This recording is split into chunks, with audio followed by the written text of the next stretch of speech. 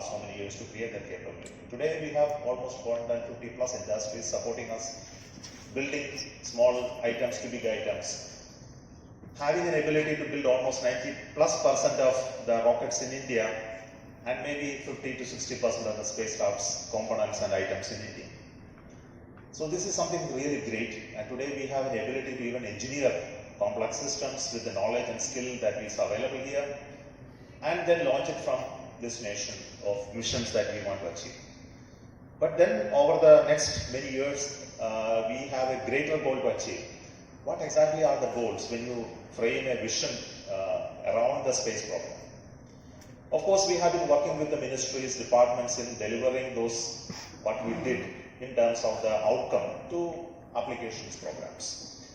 But then the scale of its work was continuing to remain very low. As today morning, as told by Admiral Court, on terms of the role or the contribution of the space economy by India, remain very low. It continues to remain low, but we have put an aspirational goal of 10% in the next few years to happen. But if this has to happen, announcements are not enough, steps are required, and we need to inspire a next generation of people to come into this sector to create a vibrant space activity. So there is the point. So there are many elements. One, just transfer the operational systems to industry and do it. This is one part of it. Find out markets for the products and services that we have to make more ecosystem around us is second aspect of it. Create a young talents that are inspired by the activity and success that we have is the third element of it. Have programs that are funded by government primarily to create a vibrant space technical growth in that sector is another aspect of it. Bringing in new players to work in this area to create jobs and opportunities is the third aspect of it, last aspect of it. But there are many other challenges. Even if we do all of this, the bigger challenge is, as already told in the meeting subtly, is about the demand side of the space products and services. It remains a major issue. If you look at many other sectors, many demands precedes the capability. But best practices and also knowledge sharing. And I'm glad that I was there last year and I'm able to make it this year itself. And having said that, and just taking forward from what was being said by the ambassador and earlier by Somanati, I think if you look back in the last 3-4 years, and then of course in the context of what has happened since independence, it's been a brief but a very eventful journey as far as the space sector is concerned. And I think the best way to actually appreciate that is that the Indian Space Research Organization ISRO, which is headed by Mr. Somanati, was actually established in the year 1969. Which is gone down in the history as a year when the first human being landed on the surface of the moon, Neil Armstrong. And we were just getting born.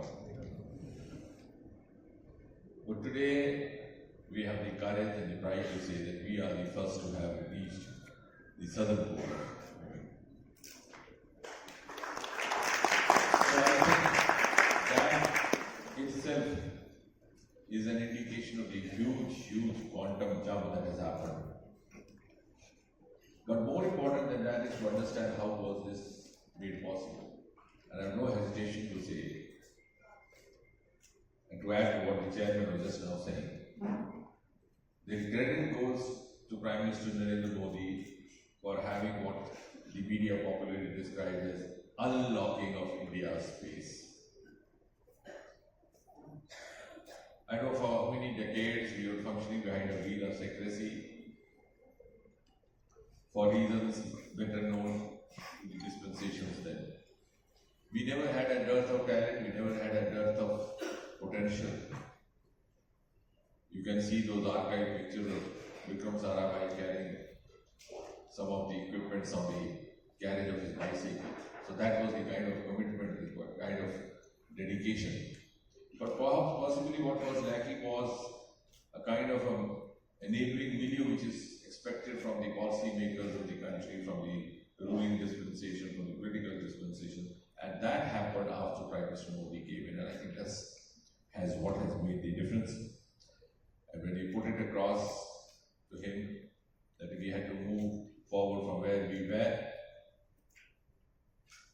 he did what was almost unimaginable, because most of us in India had got conditioned to accept that this was going to be the norm. You couldn't even peep inside the gates of the real court. If you did that, there'd be a police report lodged against you.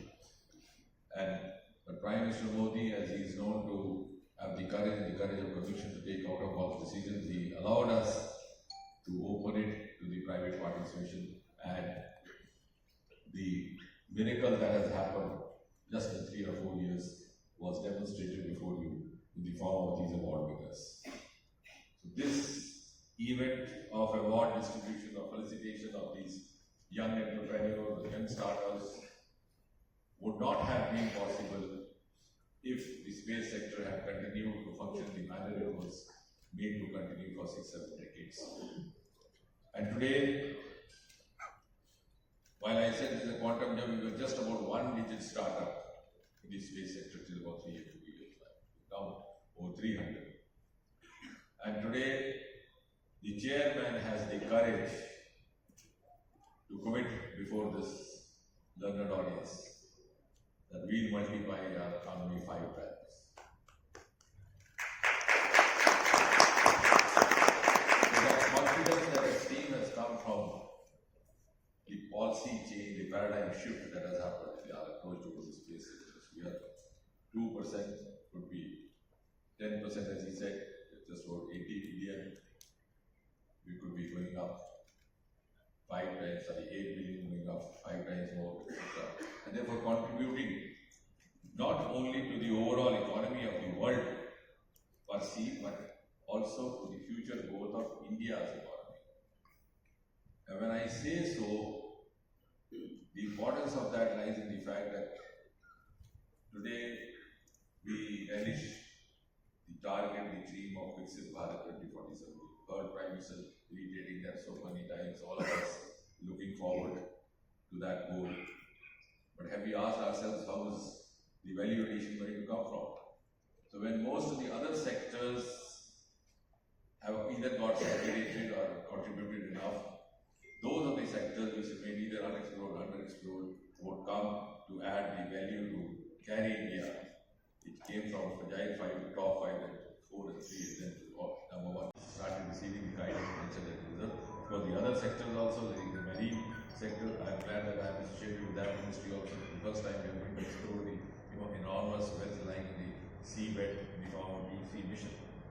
And most importantly, I think it's also important for us because ultimately if the ultimate aim of science is to bring ease of living in the life of a common man, and the often asked question in some of the cynical quarters is, what do you achieve by sending rockets up this space? But I want to just reiterate, because that often slips our notices, that I think India has created a role model of using space sector in virtually every sector of development, every infrastructure development, which I think no other country in the world has done. I think, and that too also happened after this government came in 2014, I think it was 2015 or 16, we had a brainstorming for about 3 days where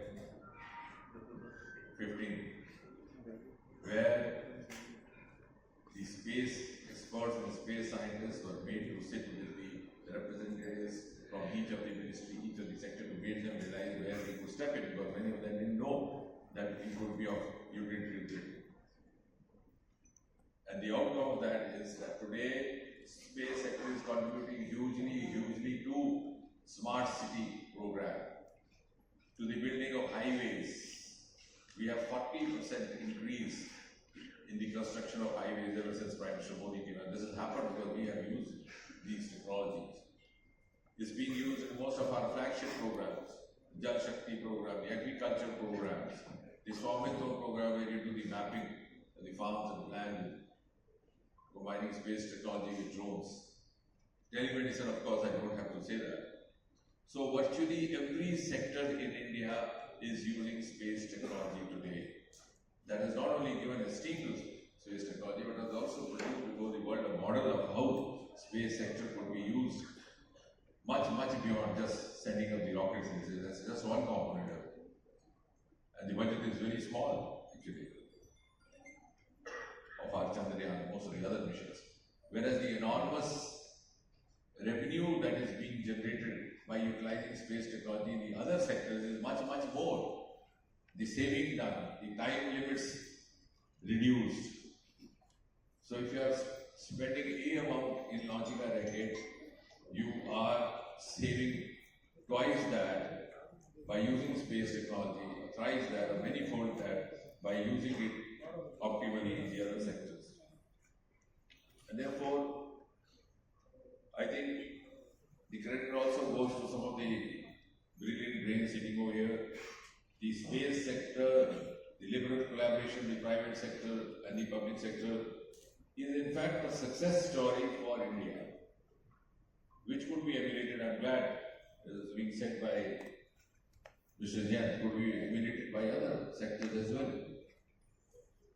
Because the era of working in science